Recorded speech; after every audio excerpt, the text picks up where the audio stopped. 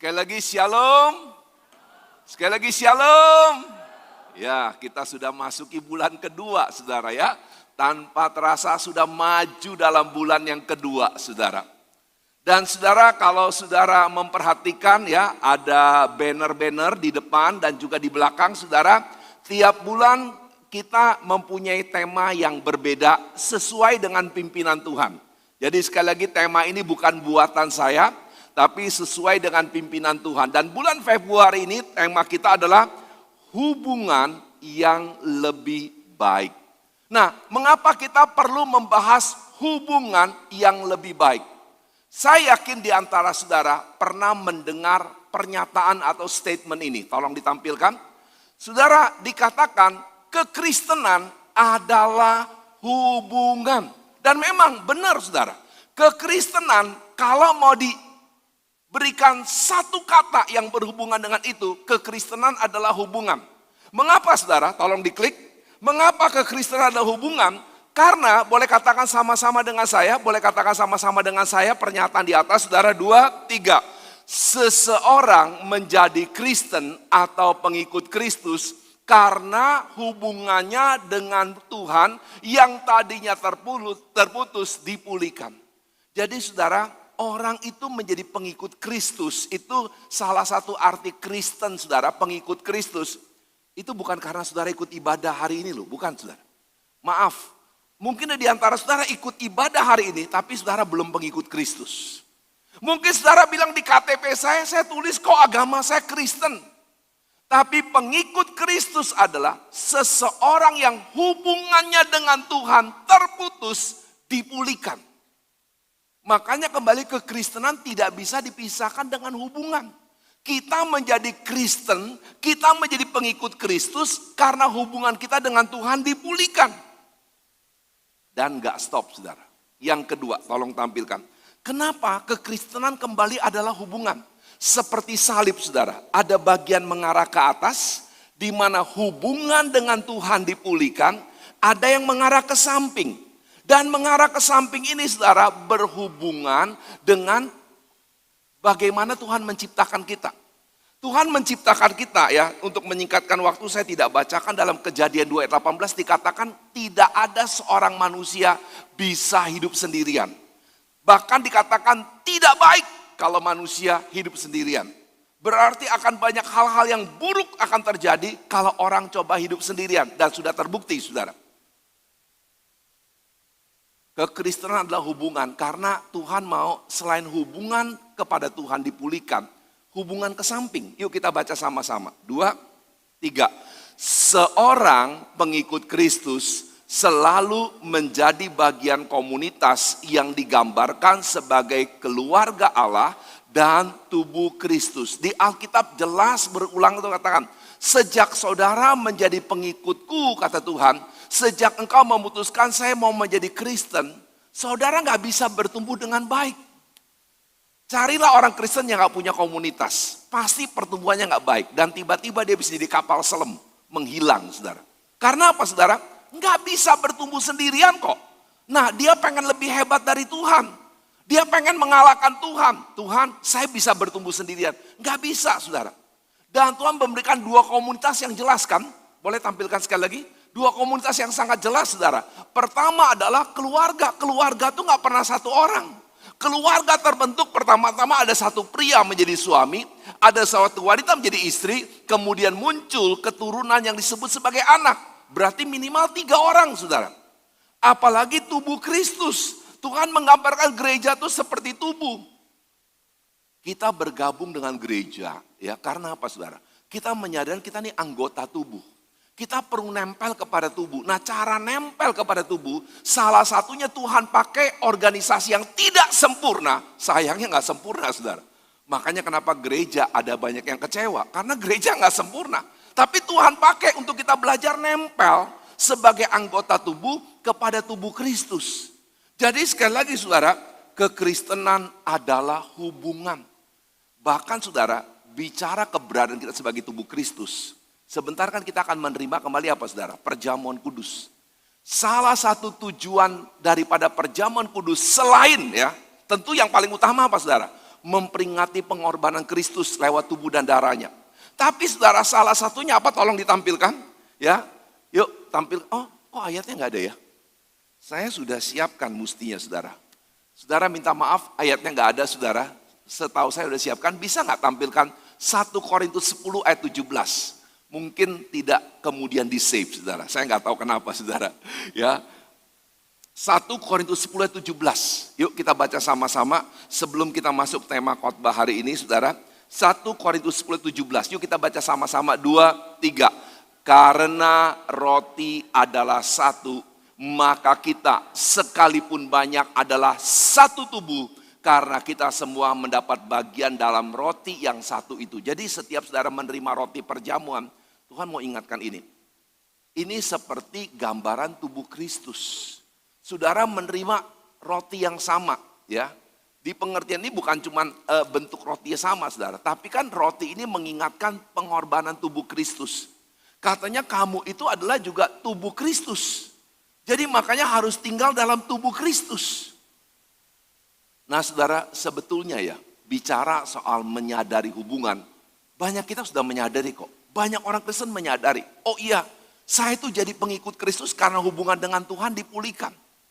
Saya menjadi pengikut Kristus karena hubungan dengan sesama dipulihkan. Dan mereka sempat loh, berapi-api, semangat mau dekat sama Tuhan. Berapi-api, semangat mau dekat dengan saudara seiman. Tapi saudara, bukan rahasia. Ada, bahkan jangan-jangan cukup banyak. Tadinya berapi-api dengan Tuhan. Tadinya berapi-api pengen punya hubungan yang baik dengan saudara seiman. Tapi hari ini di manakah dia? Dia terhilang, dia undur, bahkan saudara, sudah terjadi. Dia betul-betul tinggalkan Tuhan Yesus sebagai Tuhan dan Juru Selamatnya. Kenapa saudara?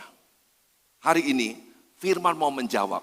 Supaya saudara jangan mengalami hal yang sama. Supaya saudara yang sudah jadi pengikut Kristus, supaya saudara yang sudah percaya dia sebagai Tuhan dan Juru Selamat, punya hubungan dengan dia, punya hubungan dengan saudara seiman, tidak terhilang.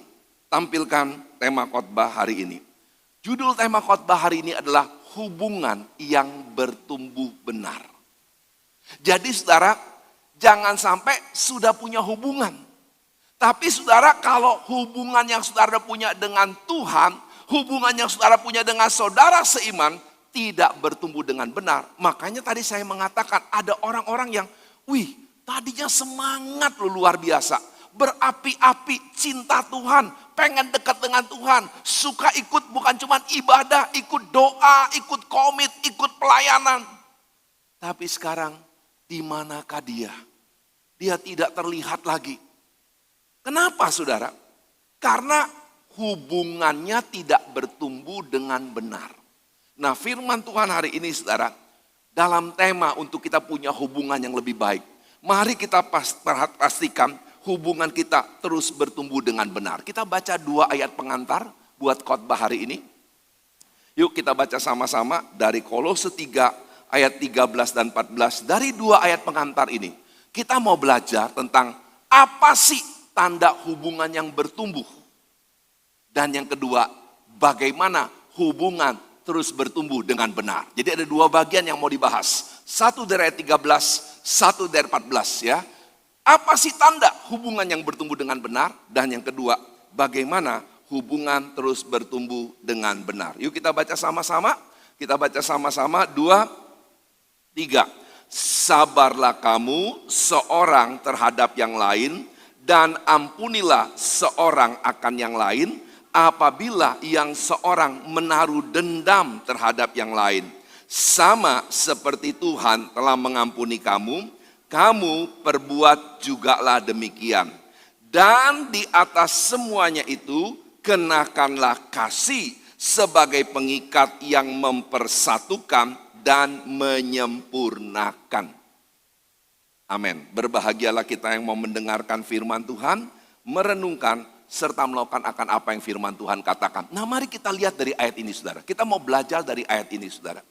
Apa yang Tuhan katakan pertama-tama di ayat 13 tadi saya katakan. Kita mau lihat apa sih tanda-tandanya. Ya tolong diklik lebih lanjut. Apa sih tanda-tandanya atau buktinya hubungan kita lagi bertumbuh dengan benar. Jadi saudara jangan bilang gini, oh hubungan saya bertumbuh dengan benar, saya masih rajin ibadah tiap minggu. Saudara, belum tentu. Bukan tidak sama sekali. Saya percaya orang yang hubungannya bertumbuh dengan benar, dia mau ibadah bersama-sama. Tapi belum tentu saudara ibadah sama-sama, saudara bertumbuh dengan benar dalam hubungan saudara.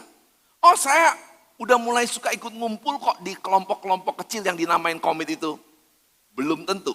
Bukan tidak sama sekali, bukan. Jadi jangan salah mengerti saya.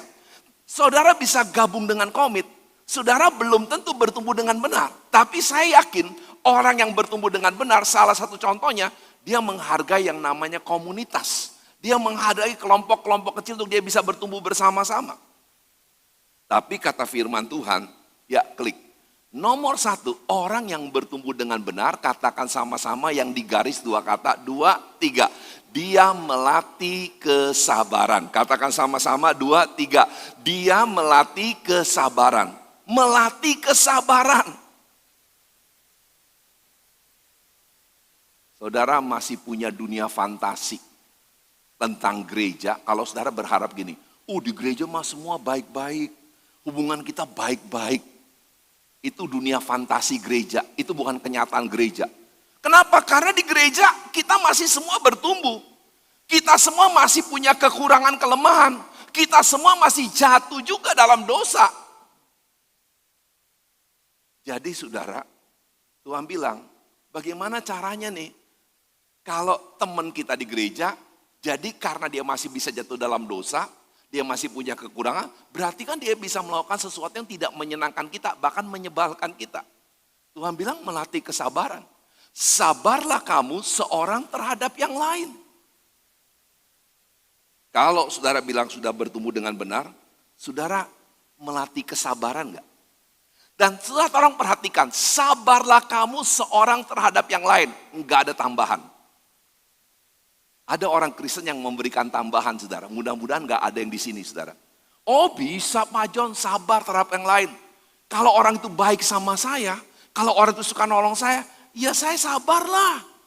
Dia terlambat datang, ya saya sabarlah. Dia udah baik sama saya. Dia suka nolong saya, ya saya sabarlah. Tuhan gak bilang kok, sabarlah seorang terhadap yang lain. Karena orang itu baik sama kamu. Karena itu orang suka nolong kamu, enggak. Tuhan bilang, sabarlah seorang terhadap yang lain. Titik. Latihlah kesabaran terhadap orang yang lain. Dan saudara, bukan cuma karena hal negatif loh kita perlu sabar, saudara. Tadi saya berikan contoh yang negatif, sekarang saya memberikan contoh yang tidak negatif, saudara. Nomor satu, saudara. Kita semua membawa yang namanya perbedaan. Contoh gaya kepribadian. Makanya ada orang yang kerjanya nggak cepat dan teliti. Nah, tapi saudara kalau saudara nggak mau belajar sabar sama orang lain, saudara biasa kerja cepat. Saudara nggak suka sama orang yang tidak kerja cepat. Saya bukan katakan kerja males, saudara. Kalau kerja males kita harus tidak suka. Tapi ada orang memang saudara karena gaya kepribadiannya tidak akan kerja secepat saudara. Orang cermat, orang stabil kerjanya tidak secepat orang dominan. Kalau saudara kita nggak mau menghargai perbedaan yang Tuhan berikan dengan sabar, oh iya, saya nggak bisa jadikan dia seperti saya kan, karena Tuhan nggak jadikan dia seperti saya. Cara ngomong, saudara, asal dari suku mana itu ada pengaruhnya, saudara. Ya, secara umum memang orang-orang yang bersuku Jawa itu ngomongnya lebih halus. Orang-orang yang bersuku Batak itu orang yang ngomongnya lebih keras. Bukan marah-marah, bukan saudara.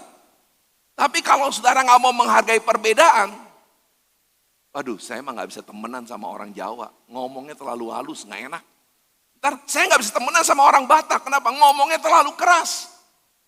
Ini perbedaan yang tidak negatif loh saudara. Kalau kita tidak mau sabar terhadap yang lain, makanya gereja nggak bakal bisa bersatu kalau nggak mau melatih kesabaran. Dan itu artinya kita nggak bertumbuh dengan benar saudara. Makanya Tuhan bilang sabarlah seorang terhadap yang lain. Belum juga yang kedua saudara, ini yang positif saudara. Proses perubahan, orang tuh perubahannya beda-beda. Makanya saudara, saya mau minta tolong saudara ya. Saya pernah ngomong tapi saya ulang lagi. Kalau orang punya masalah jangan bilang begini, lu masalah gitu ya cengeng kayak anak kecil. Saudara, mungkin buat saudara masalah itu kecil. Dan buat saudara, saudara udah hadapi bukan sekali. Tapi buat orang itu saudara, itu pertama kali dia hadapi. Dan dia masih bertumbuh secara rohani. Secara rohani mungkin dia masih bayi, masih kanak-kanak. Saudara secara rohani udah remaja rohani.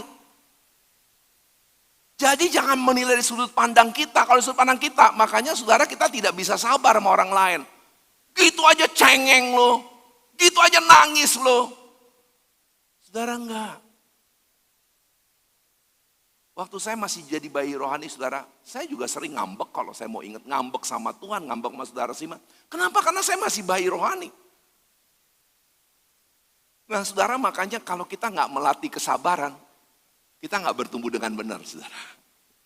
Orang bertumbuh dengan, dia sadar kok, saya gabung dengan sebuah komunitas yang nggak sempurna. Saya gabung dengan sebuah komunitas yang ada perbedaannya loh. Saya bergabung dengan komunitas yang proses pertumbuhannya tidak sama. Saudara boleh duduk dalam satu gedung gereja yang sama, ikuti ibadah yang sama. Ada di antara saudara masih secara rohani, masih dalam proses bayi rohani. Enggak apa-apa saudara, jangan kecil hati. Yang penting saudara mau bertumbuh. Masih menjadi anak-anak secara rohani. Masih secara rohani mungkin remaja. Tapi ada di atas saudara sudah meningkat kepada dewasa rohani. Tapi belum tentu saudara meningkat dalam dewasa rohani. Sikap saudara dewasa kalau saudara nggak hati-hati. Tadi sebagai contoh. Saudara hanya melihat seseorang cengeng dalam sebuah masalah. Padahal saudara hadapi masalah itu dengan tegar, dengan tenang. Saudara langsung menghakimi orang itu. Nah ini namanya kalau kita nggak melatih kesabaran. Makanya cek dulu saudara. Kalau saudara bilang, Pak John, saya yakinlah saya udah hubungannya bertumbuh dengan benar. Puji Tuhan, itu kerinduan saya kok. Menyaksikan semua jemaat yang hadir secara sekarang ini on-site maupun juga ikuti secara online. Semua bertumbuh dengan benar. Tapi Tuhan bilang tandai nomor satu jelas. Ada nggak saudara terus melatih yang namanya kesabaran? Nomor dua, dan yang tidak kalah pentingnya, klik. Yuk katakan sama-sama 2, 3. Melatih pengampunan. Sekali lagi 2, 3. Melatih pengampunan. Sekali lagi lebih keras untuk terakhir kalinya 2, 3. Melatih pengampunan. Kenapa dipilih kata melatih saudara? Saudara, kesabaran dan pengampunan itu Tuhan berikan kepada kita sebagai bagian ciptaan manusia. Tapi seperti bakat musik. Saudara boleh punya bakat musik, kalau saudara nggak latih, saudara tidak akan maksimal. Saudara, Tuhan memberikan saudara punya bakat untuk sabar dan mengampuni. Apalagi ketika hubungan saudara dipulihkan dengan Tuhan, bakat itu semakin kelihatan. Tapi kalau saudara nggak mau latih, nggak bakal sabarnya keluar. Nggak bakal mengampuninya keluar. Tolong dengarkan ini saudara. Tolong dengarkan ini. Selama saudara hidup di dunia yang tidak sempurna dan masih ada dosa, saudara pasti dari waktu ke waktu akan dilukai. Dan itu juga bisa saudara seiman saudara. Pemimpin saudara. Gembala saudara. Kenapa? Karena pemimpin saudara, saudara seiman saudara, termasuk gembala saudara, juga manusia yang masih punya kekurangan. Jadi saudara, adalah sebuah dunia fantasi yang saudara ciptakan. Kalau saudara bilang gini, enggak di gereja, enggak ada yang saling melukai lagi. Enggak saudara. Tapi saya percaya semakin lama semakin berkurang. Tapi enggak mungkin enggak ada. Apalagi tadi saya katakan saudara hidup yang berdosa. Mungkin enggak di gereja, di luar saudara. Ada orang yang melukai saudara. Kalau saudara enggak mau melatih mengampuni berulang kali saya katakan saudara. Bukan buat kepentingan orang yang jahat sama kita, bukan. Tapi buat kita. Supaya kita enggak nyimpen kepahitan. Nah makanya kenapa Tuhan ajarkan melatih mengampuni. Karena saudara, adalah mustahil saya ngomong saudara. Adalah mustahil saya ulangi. Saudara bilang saya gak mau dilukai. Mustahil. Itu gak mungkin terjadi. Saya bukan Tuhan. Tapi kata firman Tuhan ada. Ya, di dunia yang penuh dengan dosa ini. Kekecewaan, kepahitan, kekurangan, kelemahan selalu masih ada. Jadi kalau saudara bilang, saya gak mau dilukai lagi. No way. Gak ada jalan ke situ saudara. Saudara harus terus bersikap siap ketika ada orang melukai saudara. Dan caranya bagaimana saudara? Melatih mengampuni. Makanya saya senang ada sebuah kata-kata mutiara saudara saya dapetin. Kata-kata mutiara gini saudara. Tuhan tidak menjanjikan kehadirannya akan membuat hidup kita mulus. Tuhan gak janji itu. Siap-siap kecewa kalau saudara berharap, oh gara-gara ikut Tuhan semua hidup saya mulus. Gak ada masalah lagi, gak ada tantangan lagi, gak ada orang melukai. Tapi saudara katakan, Tuhan hadir dalam hidupmu untuk memuluskan jalan hidup yang rusak dan berlubang. Ya, itu yang Tuhan mau muluskan. Tuhan bukan bilang semuanya mulus, enggak. Tapi Tuhan bilang kalau ada jalan yang rusak, ada orang melukaimu, Tuhan akan memuluskan luka itu menjadi sebuah sukacita kemenangan karena engkau mau melatih mengampuni. Jadi jangan berharap saudara, selama hidup di dunia ini, oh semuanya lancar, mulus, enggak. Makanya juga dalam berkomunitas Tuhan bilang, dalam berhubungan, dalam rumah tangga. Tanyalah setiap rumah tangga yang sehari ini masih awet. Saya yakin dua ini keluar saudara. Dia belajar melatih kesabaran sama pasangannya. Dia belajar melatih mengampuni pasangannya. Tanyalah hubungan orang tua anak yang masih berhubungan dengan baik sampai sekarang. Demikian juga sebaliknya, kenapa anak terus menghormati orang tuanya. Saya yakin dia gak akan ngomong, karena orang tua saya perfect, sempurna, gak pernah ada salahnya.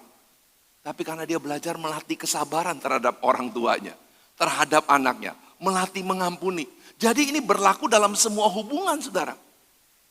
Nah cuma saya mau buktikan saudara, bahwa ini ya, sekali lagi kekristenan hubungan adalah dua arah. Kenapa orang bisa melatih kesabaran? Kenapa orang bisa melatih mengampuni? Klik ya sebelum kita masuk poin yang kedua. Ya tolong selanjutnya. Karena apa saudara? 2, 3, katakan yang kita berikan, yang diberikan warna hidup merah. Sama seperti Tuhan telah mengampuni kamu, kamu perbuatlah juga demikian. Sama seperti Tuhan telah, kata telah kan sudah dilakukan. Nah karena Tuhan sudah memulihkan hubunganmu dengan Tuhan. Saudara boleh mengalami pembentukan Tuhan. Saudara boleh mengalami kemampuan dari Tuhan. Makanya kamu bisa melatih kesabaran. Makanya engkau bisa melatih mengampuni saudara. Jadi sekali lagi memang kekristenan adalah hubungan. Itu pertama karena hubungan dengan Tuhan lu beres. Tapi Tuhan bilang, kan Tuhan pernah bilang gini, jangan ngomonglah kamu mengasihi aku yang tidak kelihatan. Kalau engkau tidak bisa mengasihi manusia yang kelihatan. Aku yang tidak kelihatan kamu bilang mengasihi, tapi yang kelihatan kamu gak bisa mengasihi, bohong kata Tuhan. Kata Tuhan loh, kata firman bukan kata saya saudara. Makanya waktu Tuhan memberikan contoh, kamu benar gak bertumbuh dalam hubungan yang benar? Bagaimana dengan sesama dulu? Engkau mau melatih sabar gak? Engkau mau melatih mengampuni gak? Kalau ini dua gak keluar, ya hubungan saudara belum benar. Tapi kalau dua ini keluar, lihatlah di rumah tangga, di segala macam, ada hal yang luar biasa terjadi saudara. Karena hubungan benar, karena orang melatih sabar, melatih mengampuni. Nah tapi tadi saya katakan kan saudara, banyak yang udah mulai, tapi sekarang tenggelam hilang. Makanya poin kedua, tapi jauh lebih pendek saudara, jangan takut, klik. Kita mau lihat hubungan yang terus bertumbuh benar itu bagaimana? Hubungan yang terus bertumbuh benar. Yang kita mau kan bukan hubungan yang bertumbuh benar aja. Tapi sekarang muncul kata terus. Karena Tuhan gak mau cuman, kemarin loh saya berapi-api. Pengen deket sama Tuhan selalu. Kemarin loh saya suka loh ngumpul dengan saudara seiman di komit dan lain sebagainya. Sekarang mah aduh kalau sempet aja ibadah. Oh komit sorry gak punya waktu. Hubungan yang terus bertumbuh dengan benar. Klik sekarang kita lihat ayat 14-nya. Ayat yang terakhirnya saudara. Cukup dari 2 ayat ini saudara. Banyak hal Tuhan ajarkan. Dan di atas semuanya itu, kita perhatikan dulu ini saudara. Yang Tuhan mau mengatakan begini, di atas semuanya itu. Jadi kalau pakai bahasa sederhana gini saudara, dan semua orang senang. Yuk tingkatkan. Siapa yang masuk tahun 2003 bilang gini, saya pengen penghasilan saya menurun. Ada nggak? Tolong angkat tangan saudara. Saya kepengen sekali penghasilan saya menurun. Nggak ada saudara. Karena saudara adalah orang-orang yang mau maju. Saya mau lebih baik penghasilan saya. Siapa yang masuk tahun 2023 bilang gini, saya pengen kesehatan saya menurun. Enggak ada saudara.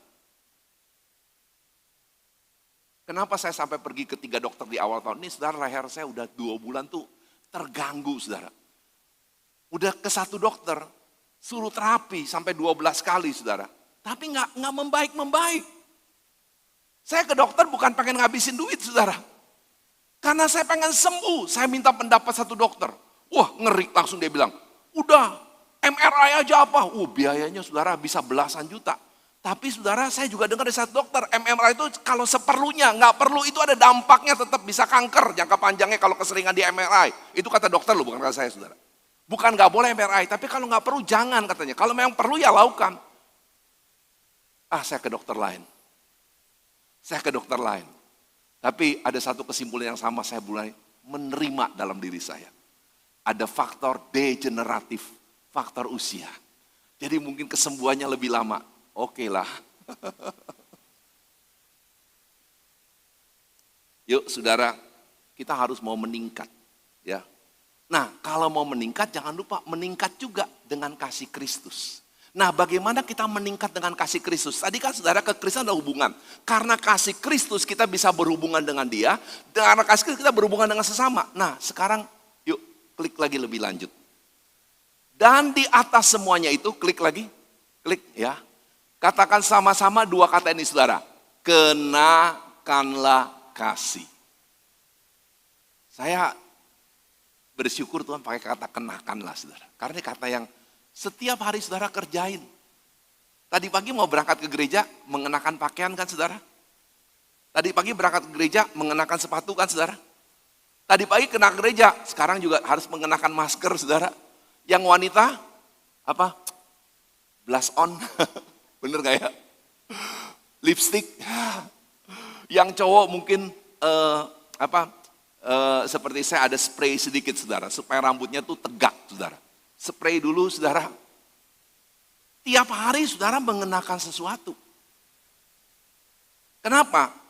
Karena saudara membutuhkan itu. Saudara membutuhkan pakaian tiap hari. Saudara membutuhkan saudara punya, bukan apa ya, saya lagi, pelengkap yang membuat wajah saudara lebih bersinar. Bukan sekedar pengen tampil cantik dan bukan. Tapi kan kita perlu kan pakai pelembab dan lain sebagainya. Kenakan. Nah Tuhan bilang kenakanlah kasih. Dan kata kasih tolong tampilkan. Kenapa saya berikan warna merah? Itu adalah kasih dalam bahasa Yunani itu ada empat kata kasih. Pertama adalah kasih agape. Ini kasih agape. Saudara kenakan terus gak kasih Kristus saudara? Kenakan terus gak kasih Kristus? Saudara rindu gak tiap hari? Ya. Nah ini saudara, kadang-kadang ya kita diingatkan kasih Kristus kapan saudara?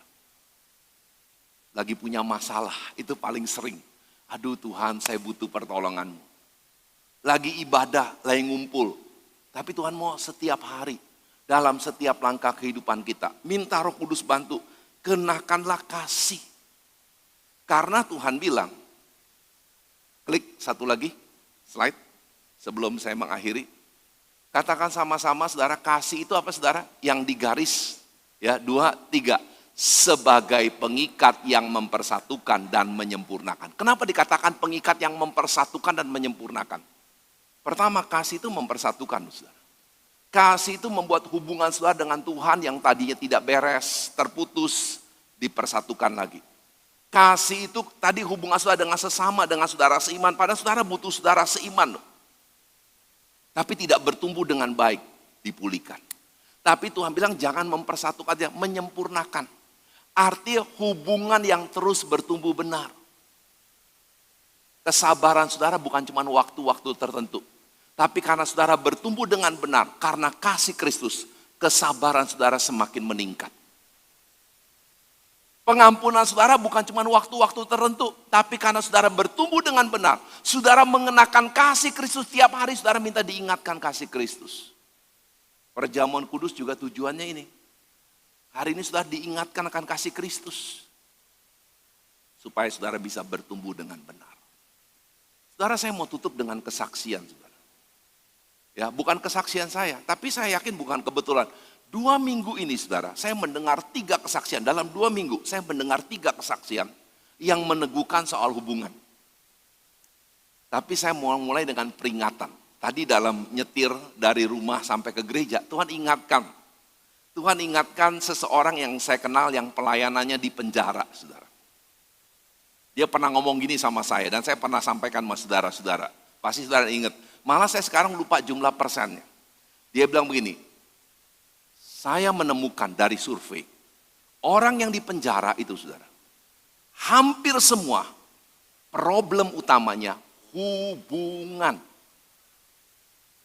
Dia nggak punya hubungan yang baik dengan keluarganya. Dan yang terbanyak saudara, tolong pria-pria perhatikan, hubungan dengan bapaknya. Bapak-bapak, jangan sampai ya anaknya masuk penjara gara-gara kamu tidak belajar bertumbuh menjadi bapak yang baik. Karena ini survei dari pelayanan penjara, mereka menemukan hampir semua 90%-an orang yang di penjara itu saudara, benar-benar karena rusak hubungannya, penyebab utamanya. Dan setelah itu diklasifikasikan lagi saudara, yang paling utama dan mendekati hampir seluruhnya, hubungan dengan bapak yang tidak beres. Satu peringatan lagi, hubungan dengan penjara sebelum 3 kesaksian ini.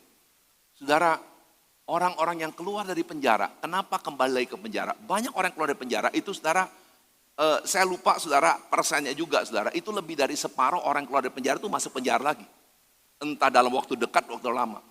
Karena satu, nggak menemukan support system atau hubungan yang mendukung dia untuk bisa kembali menjadi masyarakat normal. Orang-orang membenci dia. Wah, lu kan ex-napi. Wah, ngeri berteman sama lu. Ngeri. Nah, karena dia tidak mendapatkan support system. Keluarga yang mau menerima, hubungan yang mau menerima, dia kembali ke penjara lagi. Tapi saya bersyukur mendengar ketiga saksian ini, saudara. Pertama, saya mendengar 5 anak jalanan yang bertobat, saudara. Saudara, kenapa saudara? Mereka menemukan satu keluarga. Satu keluarga yang mau mendampingi mereka, walaupun tidak bisa menampung, bukan gak mau menampung, karena rumah mereka kecil, saudara. Tapi 5 anak jalanan ini, saudara, sebenarnya juga mereka punya rumah, tapi mereka lebih baik di jalanan, karena orang tuanya gak di rumah. Tapi mereka tuh sering ke rumah pasangan suami istri, saudara. Merasakan kayak menemukan apa ya, tempat perteduhan, tempat perlindungan dari anak jalanan. Karena ada sepasang suami istri yang peduli aja, saudara. Gak bisa khotbah kok. 5 anak ini akhirnya terima Yesus. Tapi karena hubungan. Dia menemukan figur bapak, figur ibu yang tidak ditemukan di bapak dan ibu kandung. Tapi temukan dalam bapak dan ibu ini. Kesaksian kedua, saudara. Saya urutkan dengan apa yang waktu saya dengar. Yang kedua ini ada seorang single lady. Ya, dia sudah wanita yang single. Saya nggak tahu, nggak dijelasin suaminya kenapa. Kan dia punya anak, saudara. Dia punya 1 anak. Tapi anaknya tinggal sangat jauh sekali dari tempat dia tinggal. Dan hubungannya kelihatannya nggak baik, saudara. Karena anak itu tidak pernah menghubungi. Nah, ada satu komit. Nah, ini bagus, saudara. Ada satu komit bilang gini, yuk kita doain yuk bagaimana bisa menyentuh single lady ini. Apalagi mereka tuh sering ketemu itu di rumah ya, yang dipakai untuk pertemuan komit itu sebelahnya itu single lady. Dan rumahnya serem, saudara. Rumahnya berantakan, rumputnya saudara nggak pernah dia punya taman yang gede tapi nggak pernah, aduh kayak semak belukar yang menakutkan, saudara. Mereka nggak tahu bagaimana caranya. Mereka mulai mengajak untuk kumpul-kumpul, nggak mau. Akhirnya entah setelah mereka doakan, satu perjalanan mereka tawarin, boleh nggak kami bantu ya, supaya kamu juga lebih nyaman. Kita bersihin halamannya, saudara. Nah, karena memang dia sakit-sakitan, akhirnya terima, saudara, untuk bersihin halamannya. Karena ada keluarga-keluarga yang terus mau membangun hubungan. Tadinya, saudara, dia cuma mau dibantu karena kelihatan rumahnya juga berantakan, saudara. Dia nggak mau disentuh bagian rumahnya, apalagi ke dalamnya. Tapi singkat cerita, karena hubungan yang semakin baik, rumahnya mulai mau disentuh. Dia mulai ikut ke komit, saudara, walaupun belum mau terima Yesus. Satu hari dia mengalami sebuah serangan jantung. Nggak ada keluarganya. Dia cuma ingat, boleh nggak tolong teleponin tetangga saya ini. Dan selama dia dirawat, teman-teman komit ini bergantian menjagai dia. Sampai akhirnya dia terima Yesus. Setelah itu dia meninggal dunia. Dan ketika meninggal dunia itu anaknya datang, saudara. Dan anaknya mendapat hak waris rumah itu. Anaknya menyesal luar biasa. Tapi salah satu bentuk penyesalan yang dilakukan apa? Menyaksikan komunitas yang sudah menyentuh ibunya. Dia memutuskan, bukan menjual rumah yang jelek ini, tetap tinggal tempat yang lama. Dia menjual rumah yang lamanya, rumah aslinya. Untuk tinggal di situ karena apa? Saya pengen dekat dengan keluarganya ibu saya. Jadi dia melihat ibunya tuh berubah luar biasa. Dari wanita yang bengis gitu ya. Wanita yang apa ya, karena gak punya hubungan saudara. Tapi disentuh dengan komit ini bersama-sama mendoakan. Bekerja sama membersihkan pekarangan rumahnya, bekerja sama mendampingi masa-masa sulitnya. Sampai dia bilang, saya mau tinggal di sini. Saya mau kenal keluarga ibu saya yang selama ini saya nggak pernah temenin. Dan yang terakhir saudara, saya terharu mendengar kesaksian seorang yang sekarang menjadi jutawan saudara, milioner di Amerika saudara. Dia masih punya bapak. Bapaknya gak bertanggung jawab, selingkuh, tinggalin dia. Waktu dia umur 16 tahun, mamanya gak tahan dia. Ini kesaksian masih fresh, karena dia baru umur 29 sekarang. Dalam dia menjadi jutawan tuh dia umur 29. Saudara. Mamanya usir dia. Lu gak pantas jadi anak gua. Saya berharap jangan sampai ada mama ngomong begitu ya. Senakal anak pun, itu anak saudara. Jangan bilang lu gak pantas jadi anak gua. Dia usir keluar saudara. Singkat cerita, ada satu keluarga temennya. Keluarga itu punya 6 anak udah lu saudara. Tapi mau nampung dia. Udah punya 6 anak dan bukan orang kaya. Bukan rumahnya besar. Jadi 7 anak keluarga itu saudara. Karena nampung dia. Tapi dia bilang, segala keberhasilan saya hari ini menjadi seorang jutawan. Itu karena saya menemukan satu keluarga. Bukan keluarga kandung saya.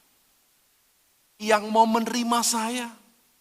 Yang bandel, dia tuh bandel. Ya namanya anak gak pernah dididik. Anak yang kacau balau, saudara. Tapi keluarga ini mau menerima saya, menampung saya. Dia udah punya 6 orang anak, mau nambahin 1 lagi. Apa gak kurang kerjaan tuh, saudara? Tapi itulah the power of relationship. Ketika kita punya hubungan dengan Tuhan, saudara. Kita selalu pengen melatih sabar. Melatih mengampuni. Sampai makanya no problem punya 6 anak. Tambah 1 lagi kamu gak masalah. Kalau memang Tuhan utus kamu untuk kami, Tuhan kirim kamu untuk kami belajar melepaskan kasih Kristus kami praktekkan. Makanya anak yang tadi berandalan hampir putus sekolah. Singkat cerita akhirnya saudara, walaupun dia juga karena keluarga dia gak mampu bantuin kuliah. Dia tuh berjuang supaya bisa selesaiin kuliahnya. Dari gak mau sekolah sampai mau kuliah selesai. Dan dalam 7 tahun setelah dia selesai kuliah umur 22, dia menjadi seorang milioner, saudara. Kenapa? Karena ada hubungan yang mau menyentuh kehidupan dia. Hari ini saya tidak mau panjangkan firman Tuhan, saudara. Jangan sia-siakan. Kekristenan adalah hubungan. Mari alami, saudara. The power of relationship itu luar biasa. Saudara dengar ketiga kesaksian nih, saya gak merancang, saudara. Kalau saya boleh, tolong pemain musik semua boleh kembali. Saya gak merancang kesaksian ini, saudara. Saya gak cari-cari kesaksian ini. Tapi saya percaya Tuhan kasih 3 kesaksian dalam 2 minggu ini. Semua tentang hubungan. Karena Tuhan mau kasih tahu. Hubungan itu luar biasa. Kalau keluarga punya hubungan itu luar biasa. Tentu keluarga yang dengan 6 anak ini kalau hubungannya gak baik. Akan marah sama orang tuanya. Akan marah kepada salah satu saudara yang mau nerima lagi temennya. Nampung lagi mereka. Padahal mereka juga masih pas-pasan.